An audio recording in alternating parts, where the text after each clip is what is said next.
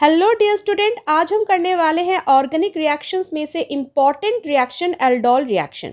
इस रिएक्शन को हम कैसे समझेंगे? सबसे पहले आइडेंटिफाई करेंगे कि किस टाइप के कंपाउंड में एल्डोल होगा, फिर समझेंगे उसका मैकेनिज्म कैसे होता है, फिर मैं दूंगी ट्रिक्स ताकि आप एमसीक्यू को कर पाए एल्डोल रिलेटेड, वो भी फटाफट।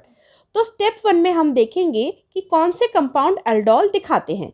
कोई भी एल्डिहाइड या कीटोन का अगर कंपाउंड है उसमें कार्बोनाइल ग्रुप के पड़ोसी कार्बन को कहते हैं अल्फा कार्बन। अगर उसमें हाइड्रोजन है तो ये दिखाएगा एल्डोल रिएक्शन। अब अगले एग्जाम्पल में आइए।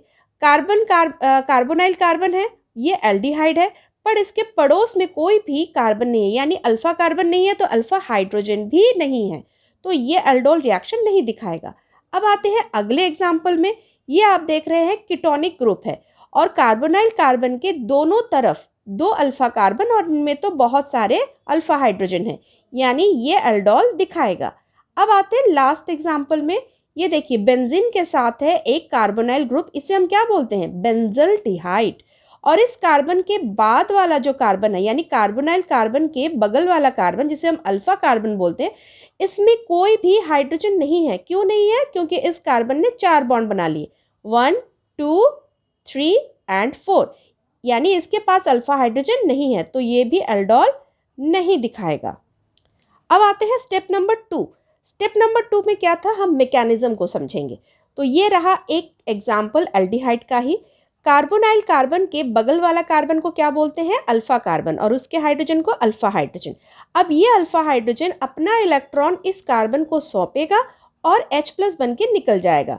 क्योंकि ये हाइड्रोजन जो होते हैं अल्फा हाइड्रोजन, ये एसिडिक इन नेचर होते हैं, क्योंकि इनका जो कार्बन जिससे जुड़े हुए हैं वो कार्बोनाइल कार्बन से जुड़े हैं।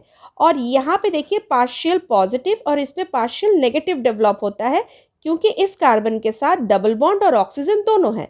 तो इस कमज़ोर पड़े कार्बन को मदद कौन करता है? उसके पड़ोसी carbon, through inductive effect.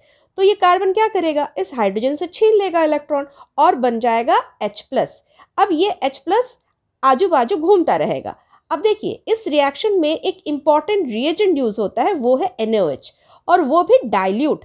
Dilute होने का मतलब क्या है? इसमें पानी है। पानी होने का मतलब क्या है? इसमें H+ भी है और OH- भी है। इन दोनों का बहुत इंपॉर्टेंट रोल है।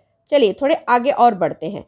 अब जैसे फिर से थोड़ा देखिए, अगर इसमें से H+ निकल जाएगा तो ये अपना इलेक्ट्रॉन इस कार्बन को दे देगा, तो इस कार्बन पे कौन सा साइन आ जाएगा? Minus sign. ऐसा ही देखिए यहाँ पे मैंने प्रोडक्ट में लिखा है, अगर किसी कार्बन पे माइनस साइन आ गया या फिर इस मॉलिक्यूल में एक्स्ट्रा इलेक्ट्रॉन आ गया तो ये न्यूक्लियोफाइल की तरह बिहेव करेगा। और न्यूक्लियोफाइल किस में इंटरेस्टेड होता है? इलेक्ट्रोफाइल में इंटरेस्टेड होता है।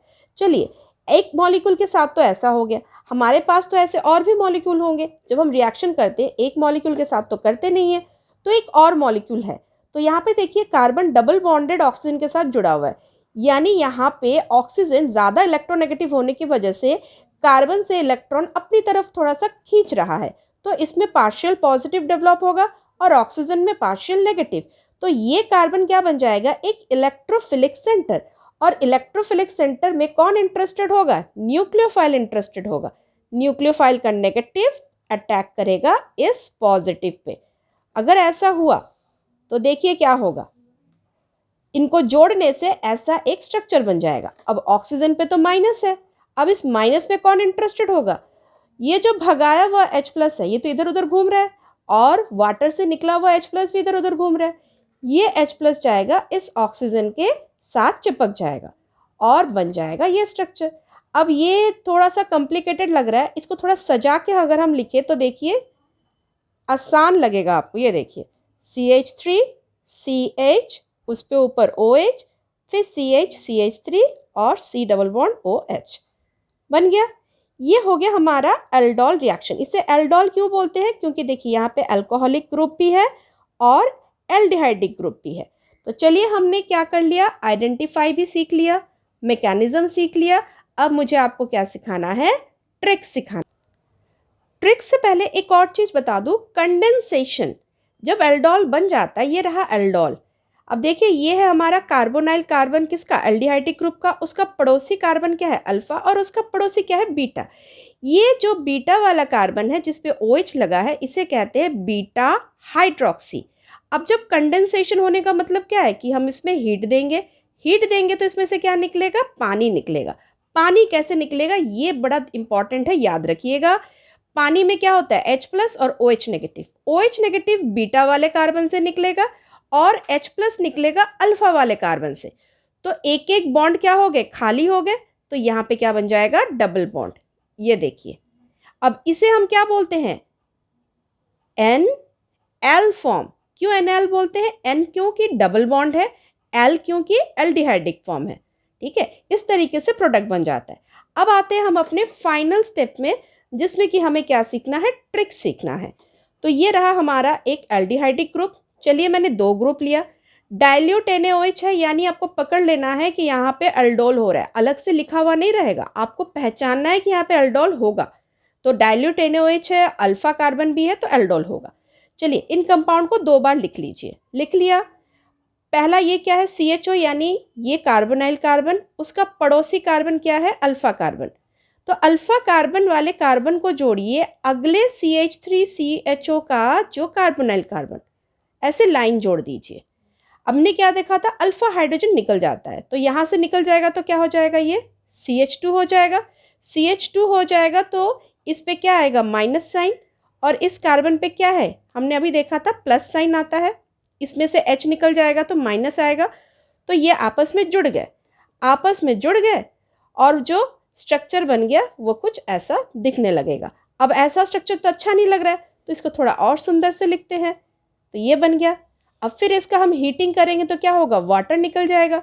ये है हमारा एल्डोल, क्योंकि अल्कोहल भी है, एल्डिहाइड भी है, और ये हो गया हमारा इनॉल। एक बार फिर से दोहराती हूँ, फिर से समझिए। जो भी मेरा कार्बोनाइल कार्बन के पड़ोसी वाला कार्बन है वो अल्फा कार्बन है, उसमें से एक H निकल जाएगा तो उसमें नेगेटिव आएगा। और जो कार्बोनाइल कार्बन है दूसरे कार्बन का, जैसे कि हमने मैकेनिज्म में समझा था, वहाँ पे एक पॉजिटिव इलेक्ट्रोफिलिक सेंटर बनता है, इसलिए इन दोनों को आप जोड़ देंगे। तो जोड़ने के बाद बस आपको कुछ नहीं करना है, चारों बॉन्ड कैसे सेटिस्फाई हो रहे वो देखना है।